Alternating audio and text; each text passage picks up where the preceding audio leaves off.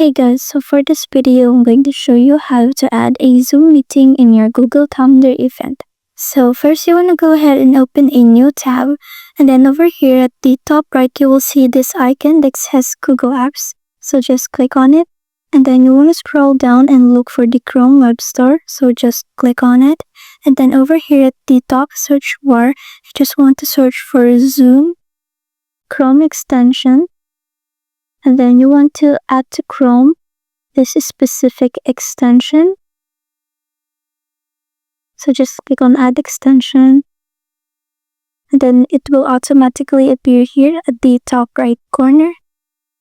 Then just want to go ahead and exit this tab.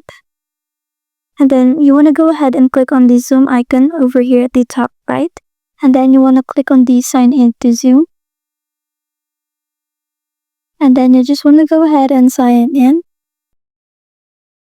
And after that, you want to go ahead and click on the Zoom icon over here at the top again.